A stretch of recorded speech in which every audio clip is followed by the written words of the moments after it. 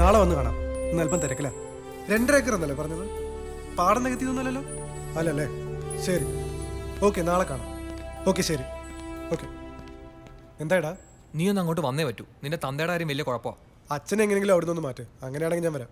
എടാ, അതിന് പറ്റണ്ടേ? നമ്മളൊന്ന് ഇന്റർവ്യൂ ചെയ്താൽ ശരിയാവില്ലെന്നാ പറയുന്നത്. ചോദ്യങ്ങളൊക്കെ അങ്കിള് തന്നെയാണ് ചോദിക്കുന്നത്, അതും ഇംഗ്ലീഷിൽ. എന്റെ ദൈവമേ, കൊളമാക്കുമല്ലോ. കൊളമായി. ഒരു വൃത്തികെട്ട വിഗ് കൊടുത്ത് തലയെ വെച്ചിട്ടുണ്ട്. എങ്കിൽ ഞാൻ അങ്ങോട്ട് തീരെ ഇല്ല. നീ തന്നെ അങ്ങ് മാനേജ് ചെയ്യ്, അല്ലെങ്കിൽ പിരിച്ചുവിട്. എടാ, പാർവതിയും പറഞ്ഞു. Hello. One certificate university mark list and getting a rank come for here. And how many year bond working here? പേടൻ പാടാണ്. പാടായിരിക്കും.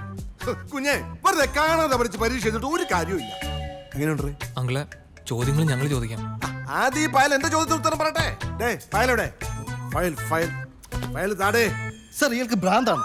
എന്തൊക്കെ സ്റ്റുപ്പിഡ് ക്വസ്റ്റ്യൻസ് ആണ് ഇയാൾ ചോദിക്കുന്നത്? എന്റെ സർട്ടിഫിക്കറ്റ് ഇതാ. എനിക്കിവിടെ ജോലി തന്നാലും വേണ്ട. അങ്കിൾ, അടുത്തതൊരു ജാനകിയാ. അച്ഛന്റെ റെക്കമെൻഡേഷനാ. ആ കുട്ടിയോട് ഞങ്ങൾ സംസാരിച്ചോളാം. ആയിക്കോ. ആമ്പിൾ എന്നുള്ള സ്റ്റാൻഡേർഡ് സാധനങ്ങൾ വരുമ്പോ ഇങ്ങോട്ട് ഏൽപ്പിച്ചാൽ മതി.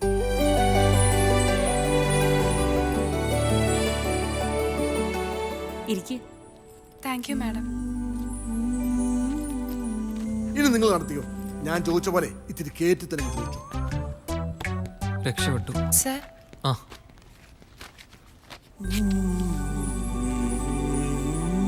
ഡിഗ്രിക്ക് 85% ഉണ്ടായിരുന്നല്ലേ? നൈസ്. Thank you madam. ശരി, ഞാൻ വിളിക്കാം. സാജ, ഇന്റർവ്യൂവിന് വന്നൊരു പെണ്ണ് തലയുറ്റി വീണു. നീ ഒന്ന് വന്നേ. ഒന്ന് വിളിച്ചു നോക്കി. ജാനകി, ജാനകി, ജാനകി. എന്ത് പറ്റിയടേ? തല ചുറ്റി വീണതാ. ഗർഭിണിയായിരിക്കും. കുട്ടി സിംഗിളാ. സിംഗിൾ ആണോ ഡബിൾ ആണോ എന്നൊക്കെ സ്കാൻ ചെയ്തല്ലേ പറയാൻ പറ്റൂ. ശരി ശരി, പോയേക്കാം. ഒന്ന് നോക്കിക്കോണേ.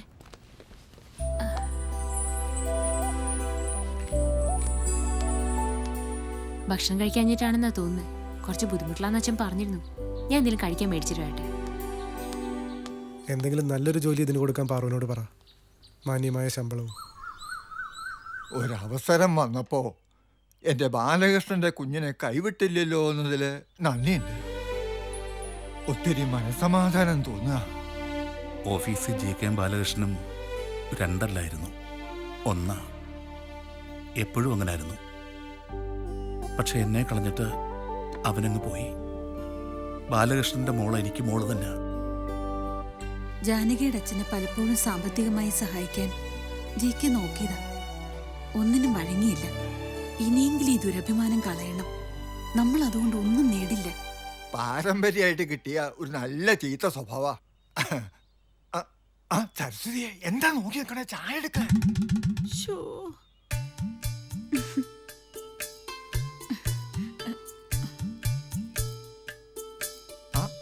എന്താ എല്ലാവർക്കും ഒരു പരിങ്ങല്? മുത്തച്ഛ, ചായ ഇടണമെങ്കിൽ പാലും പഞ്ചസാരവും തേയിലയും വെള്ളവും ഒക്കെ വേണ്ടേ? അതിനിവിടെ വെള്ളം മാത്രമേ ഉള്ളൂ. പിന്നെ ഇങ്ങനെ ചായ ഇടുന്നേ? എടാ, ആ വണ്ടിയുടെ പൊടി പോലും ഇല്ലല്ലോ. എന്നും ഇവിടെ വന്നിങ്ങനെ നോക്കണമെന്ന് നേർച്ച വല്ല ഉണ്ടോ? അതാണ് തിണ്ടി എനിക്കും ചോദിക്കാനുള്ളത്. ഇവിടെ തന്നെ കൊണ്ടുവന്ന് വയ്ക്കണമെന്ന് വല്ല നേർച്ചയുണ്ടായിരുന്നു? നിനക്കല്ലായിരുന്നു നിർബന്ധം ആ ടാക്സിയുടെ ഡിക്കി തന്നെ കൊണ്ടുവന്ന് വെക്കണം. എന്തൊന്നും വിട്. കൊച്ചു പിള്ളേരെ അബദ്ധം ചെയ്തത് നമ്മൾ 3 പേരുടെ തന്നെയാണ്. ഇനി അതങ്ങനെ തിരിച്ചു പിടിക്കാനുള്ള വഴി ആലോചിക്കും. അതെ, അതാണ് അത്. ശരി. അയ്യോ, എത്ര നന്നായിട്ട് നടത്തിയ ഓപ്പറേഷൻ ആടായത്. ഇനി നമ്മൾ എന്ത് ചെയ്യും? എടാ ചാക്കോ, നീ ഇങ്ങനെ ഒപ്പാരിയിടാതെ ആ ടാക്സി എവിടെയെന്ന് കണ്ടുപിടിച്ച എല്ലാം ശുഭം. നീ ഇങ്ങനെ ചടഞ്ഞിരുന്ന് കഴിഞ്ഞേറ്റെ. എടാ പൊക്കടാ. എന്താടാ മലദൈവോ? അതിന്റെ അച്ഛൻ ആ കാറിന്റെ ഡിക്കിയിൽ വെച്ചതിന് പകരം ഇവന്റെ കൊടവയറ് കീറി ഇതിനുള്ളിൽ വെച്ചാൽ മതിയായിരുന്നു. അതിനേക്കാൾ സുരക്ഷിത് ഇവിടെ ഉണ്ടായിരുന്നു. ചിരിച്ചോ. ഈ ഡിക്കി കൊണ്ട് അങ്ങനെയെങ്കിലും ഒരു പ്രയോജനം ഉണ്ടല്ലോ. വാ.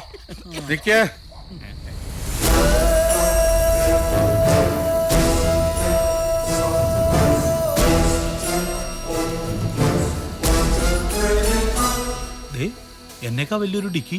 ഞാൻ കുട്ടൻപിള്ള സാറ്. കുട്ടൻപിള്ള എന്ന് പറഞ്ഞാൽ ആർക്കും അറിയില്ല. കുഞ്ഞുകുട്ടി മുതൽ പടുകിഴവൻ വരെ കുട്ടൻപിള്ള സാറിനെ വിളിക്കൂ. കുട്ടൻപിള്ള സാർ എന്താ ഇരുട്ടത്ത്? ഒന്ന് ഒളിച്ചിരിക്കാമെന്നതാ. അതുകൊണ്ടല്ലേ നിങ്ങളെയൊക്കെ കാണാനും പരിചയപ്പെടാനും കഴിഞ്ഞത്.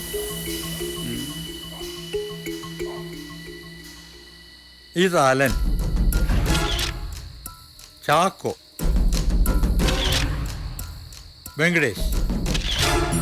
പേടിക്കണ്ട, ഞാനും നിങ്ങളെപ്പോലൊരു സാധാരണ മനുഷ്യൻ തന്നെയാ. എനിക്കും കുറെ പണം നഷ്ടപ്പെട്ടു. ഒരു വ്യത്യാസമുണ്ട്, എനിക്ക് പോയത് സ്വന്തം പണവും നിങ്ങൾക്ക് പോയത് കട്ടതും.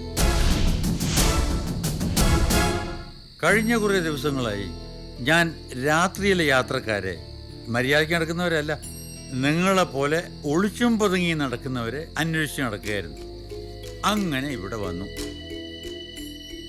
നിങ്ങൾക്ക് നിങ്ങളുടെ പണവും എനിക്ക് എൻ്റെ പണവും കിട്ടട്ടെ എന്ന് പ്രാർത്ഥിക്കാം.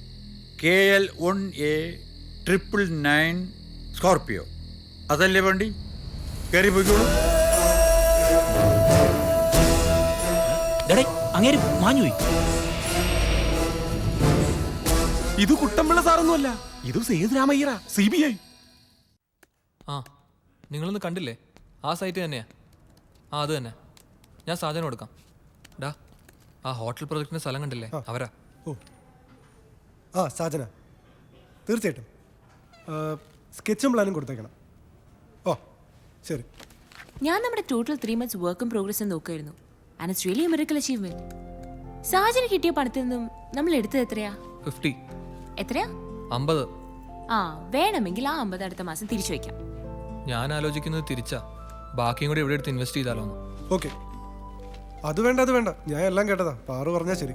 ഡാ, നമ്മളിപ്പോൾ 100 കിലോമീറ്റർ സ്പീഡിലാണ് പോയിക്കൊണ്ടിരിക്കുന്നത്. നീ ചുമ്മാ ഇടയ്ക്ക് ഒരു ബ്രേക്ക് കൂട്ടാൻ നോക്കോ? സ്പീഡ് ഒന്ന് കുറച്ച് സൂക്ഷിച്ച് ഓടിച്ചു നോക്ക്. ഇടയ്ക്ക് ബ്രേക്ക് ചവിട്ടേണ്ടി വരത്തേ ഇല്ല. തുടങ്ങി രണ്ടും കൂടി. സാജൻ പറഞ്ഞതാ ഒരു അർത്ഥത്തിൽ ശരി. റിസ്ക് മുഴുവൻ എടുത്തിരിക്കുന്നത് അവരാണല്ലോ. May I come in? Yes, come in. Sir, ഒരു 6 ഏക്കർ പാഡി ഫീൽഡിന്റെ പാർട്ടി വന്നിരുന്നല്ലോ, അതെന്തായി? അവർ വിളിച്ചിരുന്നോ? സർ, അവരെന്നെ വിളിച്ചോണ്ടിരിക്കുക. ഞാനൊരു ലേശം വെയിറ്റിട്ട് നിൽക്കാണ് സർ. ആ ടീം അത്ര ജെനുവിൻ അല്ല. എൻ്റെ വീടിൻ്റെ ഏകദേശം അടുത്താണ് ഈ സ്ഥലം. ഞാൻ അന്വേഷിച്ചു, പിന്നെ അതിലൊരു മൈനറും. എനിക്കെന്തോ ആ ഡീല് വേണ്ടെന്നാണ് തോന്നുന്നത്. ജാനകിയുടെ ജഡ്ജ്മെന്റ് അങ്ങനെ തെറ്റാറില്ല. അങ്ങനെയാണെങ്കിൽ അത് വേണ്ടെന്ന് വെക്കാം അല്ലേ? ആലോചിച്ച തീരുമാനം പറഞ്ഞാൽ മതി, ഞാൻ അറിയിച്ചേക്കാം.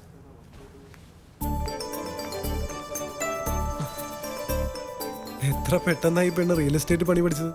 ജീവിതത്തിൽ വിശപ്പ് പതിവായാലേ ആരും എന്തും പഠിക്കും. അത് ജാനകിയുടെ ഒച്ചയല്ലേ?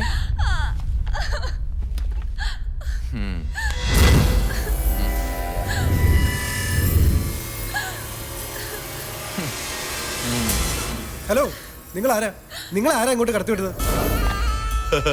ഇവിടത്തെ മുതലാളി സാറാണെങ്കിൽ സാറിനോട് പറയാം ഞാൻ ആരാണെന്ന്. പിന്നെ എന്നെ ഇങ്ങോട്ട് ആരും കടത്തി വിട്ടു ഒന്നുമല്ല സാറേ, ഞാൻ ഇങ്ങോട്ട് പോന്നതാ. നിങ്ങൾ ആ കുട്ടിയെ വിട്, നമുക്ക് എന്ത് കാര്യത്തിലും സംസാരിക്കാം. ഇതാരാ? സാറിന്റെ ചെങ്കിടിയെ? സാറേ, എനിക്ക് പറയാനുള്ളത് ഈ പെങ്കൊച്ചിന്റെ മുമ്പ് വെച്ച് തന്നെ പറയണം. എല്ലാരും പറയുന്ന ഈ പെണ്ണിന്റെ തന്തപ്പടി വലിയ സെറ്റപ്പ് ആയിരുന്നു എന്നൊക്കെയാ. പക്ഷെ എനിക്കറിയില്ല സാറേ, ഞാൻ കാണുമ്പോ തന്തപ്പടിയില്ല, ഒരു സെറ്റപ്പും ഇല്ല.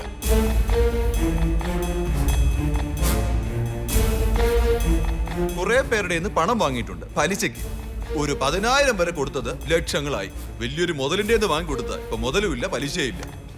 ഇവിടെ വന്നൊരു സീൻ ഉണ്ടാക്കിയ പലിശയെങ്കിലും കിട്ടുമെന്ന് ആരും പറഞ്ഞതൊന്നുമല്ല, എനിക്ക് തോന്നി. ഞാനിങ്ങി വന്നു. ഞാൻ പറഞ്ഞു നോക്ക് സത്യമാണെന്ന്. കൊച്ചു അവരെ നോക്കി ഒന്ന് മൂളിയേക്ക്.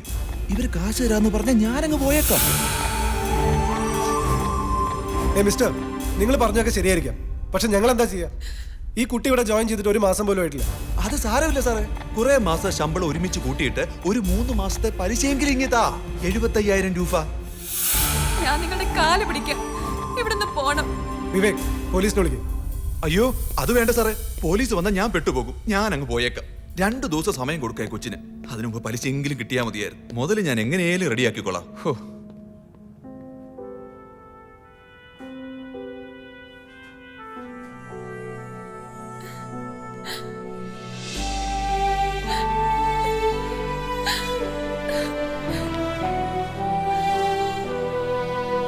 അങ്ങോട്ട് പോകാൻ അത്രയ്ക്ക് വിഷമാണെങ്കിൽ എൻ്റെ മോളിനി പോകണ്ട. ബാലകൃഷ്ണന്റെ മക്കള് നാണം കെട്ട് ഒരു ജോലിക്കും എങ്ങും പോകണ്ട. അത് തന്നെയാണ് എൻ്റെ അഭിപ്രായം. പക്ഷെ പിന്നെ എങ്ങോട്ട് പോണമെന്ന് കൂടി മുത്തശ്ശൻ കുട്ടികൾക്ക് പറഞ്ഞു കൊടുക്കണം.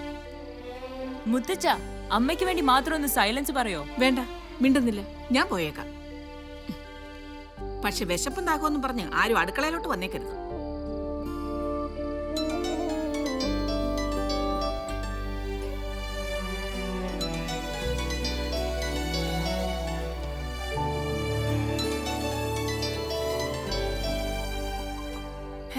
ഞാൻ തന്നെ കുറെ വിളിച്ചു, എന്താ ഫോൺ എടുക്കാത്തെ?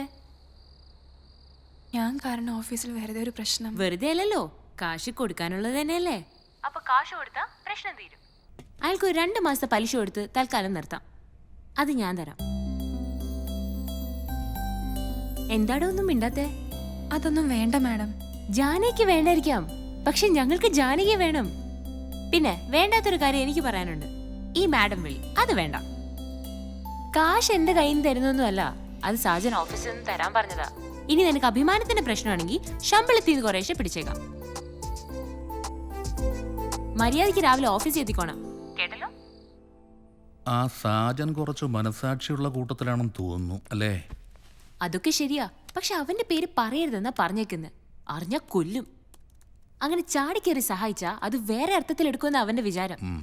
അച്ഛാ, 25,000 രൂപ കമ്പനിയിൽ സാങ്ഷൻ ആയിട്ടുണ്ട്. 25,000 രൂപ ഞാനും കൊടുക്കാന്ന് കരുതി. അങ്ങനെയാവുമ്പോ 2 മാസത്തെ പലിശയാവുമല്ലോ. എന്ത് പറയുന്നു? ജിക്കയുടെ കാശ് പോയി. എന്റെ മോളുടെ മനസ്സ് എത്ര നല്ലതാണെന്ന് നോക്കി. എന്റെ മോളെ കുറിച്ച് എനിക്ക് അഭിമാനം തോന്നുന്നു. യു ആർ ഗ്രേറ്റഡാ. താങ്ക് യു അച്ഛാ.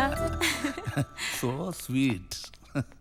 അച്ഛാ, ഒരു 25,000 എന്റെ അക്കൗണ്ടിൽ ഇട്ടേക്കണേ. ഞാൻ എപ്പോഴേ വിചാരിച്ചതാ. ഏത് അക്കൗണ്ടിൽ ഇടുന്ന അച്ഛാ?